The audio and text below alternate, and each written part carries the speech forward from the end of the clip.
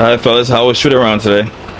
It was good. It was good. Great energy. I think we did our best to prepare for Puerto Rico and just as a team coming together. So, I mean, I think it was great. I'm excited. Yeah, well, you're getting ready for your first match for the Jamaican national team. Yeah. What are your thoughts, like, as far as what are you expecting? I'm sure you watched the games that we played last July. What's your expectations? Expectations to win. I think that's the only thing that's on our minds is to win. It's so much bigger than us as players and even as the people in this room representing the whole country that's been through so much, especially recently. So we're coming out there to play hard and to do our absolute best to come out with the W. And Kentan, obviously you played this past summer, helped getting the team to this point, kind of stepping into like a leadership captain role now. Like, how do you take it, like ushering guys in like Chase, who hasn't been around last summer, but in new to the team, like, what kind of role are you, responsibilities you're taking out? For me, it's right now it's just a title because me as a person, I try to help others, try to lead when I can. Right now it's very surreal to have that title as captain for our national team. To say that was a dream, this is a dream that I didn't even know I had, right? So for me to realize that on a personal level, it's pretty cool, and I'm really excited about that. But just being here with everyone, being able to create some momentum for something going forward that could turn into something really great for our country, it's an unbelievable experience for me. And you guys have some history. Chase was a younger guy coming up while you're a veteran pro. Right. Chase, tell us that story. Yeah, so basically, me and Kentan was working out in the gym in Long Island with the trainer Pat Quinn and Jerry Powell, which I've been trained with my whole life, and I know Ken's been working with for a very long time. But at that time, I think it was my senior year of high school, and at that time, I didn't have any money to buy a pair of shoes, and the shoes I was wearing was for my AAU team that I just finished that past summer. So it's been a whole year, and only two pairs of shoes what I had was a pair of Paul Georges and a pair of Kyrie's. And my mom and my family around me really didn't have the time or money to get me some new shoes. So I was rocking these Paul Georges that had holes in the front, and it was so bad that like anytime I stopped real hard, my sock would come out the front. So if I'm wearing red socks, you just see like a big toe coming out the front. But I mean, they did me good. Like they for me. Like I wore them throughout my whole senior year of high school. I wore them every single training session, whatever, because I didn't have another pair. But I remember one day coming to the gym and I saw Ken there. I mean, I knew Ken for a long time. I was a young guy at that point. I think Ken already graduated college, was a pro. So I mean, I watched Ken play at UConn. I knew those UConn teams, and I seen him on TV. I knew he was from the area, and I used to see him sometimes working with Jerry, the trainer. And Ken saw me, and he saw my shoes, and he saw the holes, and he saw my socks. He's like, "Yo, bro, what is that?" I'm like, "Yeah, bro, I'm waiting to get to college so I can get some free shoes and some free gear because right now I can't afford to get by it on my own." And he had a pair of red Kobe 12s, and Kobe's my favorite player ever. Like, if you know me, like Kobe's my guy. And he took them off his feet and he gave them to me. He was like, "Here, bro, like have them." And like that was my first pair of Kobe's. It's the first pair of kicks I had in a long time.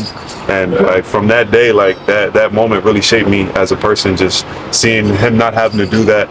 You know what I mean? Him having a fresh pair. It's not even like they was old. Like they was I would have once. brand new pair of Kobe's, and gave them to me. And like my whole freshman year of college, and we were an Under Armour school, and Kobe's Nike, obviously.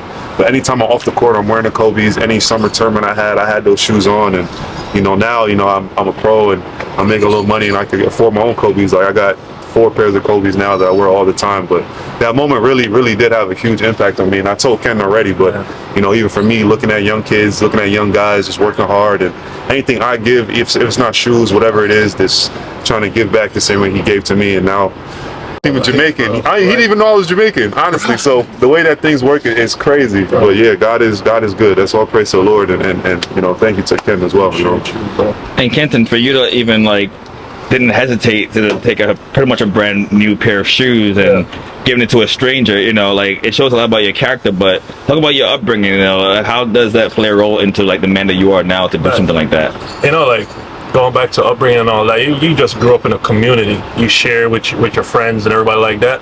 So for me, if somebody needs help and I'm not giving up my life to help that person, I'm gonna do it, you know, whatever that might look like. If it's a pair of shoes or whatever, advice, that's just who I am naturally. Sometimes I have to remind myself, like, you can't save everybody, you know, like it's just how I am. Sometimes I'm like reminding myself, all right, you might have to be selfish in these situations, but it's too much work for me, man. I have to remind myself constantly. So I just embrace being who I am, trying to help people, because I did not get to this point without a lot of help from people. I'm from Trelawney, Jamaica. We don't play basketball there.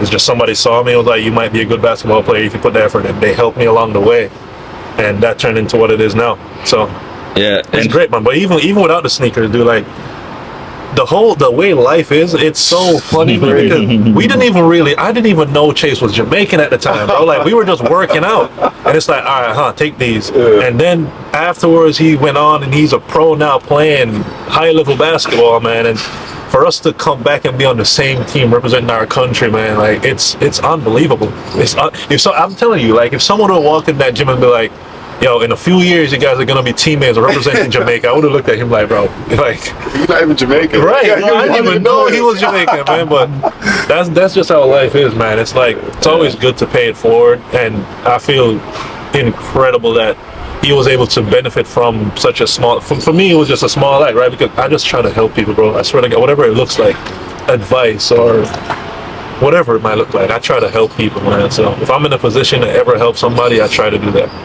I got a pic of the shoes right here too. If you want to do a little zoom in. Red. This was my state championship game in high school. I don't know if you can see too well, but the whole front is ripped, and like this got worse by the time I saw Kentan. But like my sock would come out of there, so depending on my sock, you see on both sides, see holes in the shoes, and then here too. This was after a random practice. You could literally see like the holes in the shoes. This is the shoes I'm talking about, bro. All right, bro. Trust me, I remember. I remember. And these are the Kobe's that he gave me. This is actually a tournament in Jamaica at Montego Bay Community College. These red Kobe 12s.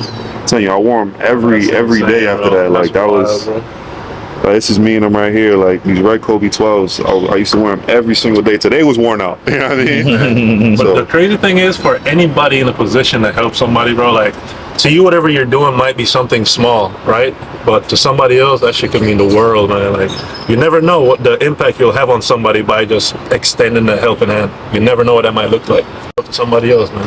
And I'm not saying Chase wouldn't have went on to be a great player, because his work ethic. Listen, the only reason I was able to see all them holes in his sneakers because he was in there going hard, man. He's stopping on the dime, so he was working, dude. So, like, he put his effort in, he put the work in to get where he is right now. I'm just happy I was able to motivate him to continue on that journey, man. So that's all that is for me. Yeah, and as you know, putting the work in, you guys are definitely doing that, and showing the federation that, and knowing that you have a president and a team of people who are putting the work in the back end to grow Jamaica basketball, not giving up on Jamaica basketball. How does that make you feel that the island didn't just settle at track and field and football? You know, there's a lot out there to be had, man. We just don't all know the different avenues. For me, I went to high school and university for free, got degrees and graduated, and now I could set myself up and my family potentially for success just through using basketball to get through those different avenues, you know. So I feel like we have a lot of untapped potential in Jamaica, basketball being a major one, and the fact that we're bringing a lot of awareness and attention to the sport now is going to open up doors for a lot of young kids, man. With NIL and all, the possibilities are endless. You have NIL, you go on to be professional, whatever that might look like. So I'm happy we have the attention being brought to the sport, and I'm happy we're creating some momentum for the sport to develop more in Jamaica.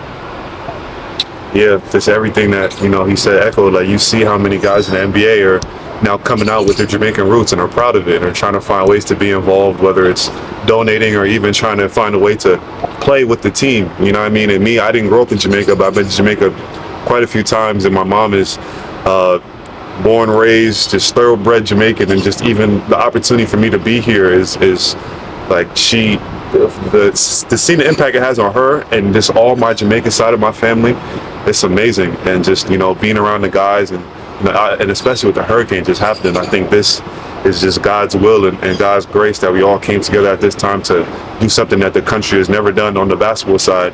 And again, just to show the prominence and the priority that Jamaican athletes are. Like, literally, we have the best athletes in the world, like, on paper, no matter how you look at it, like Jamaica has, and for such a small country, the impact for it to have on the sports world, whether it's Olympics, in the NBA, whether it's track and field, any type of sport, like it's amazing, you know what I mean? And I mean, we're here to represent that in the right way and to come out here and do the job. Thanks, fellas, and good luck tonight, man. Appreciate it.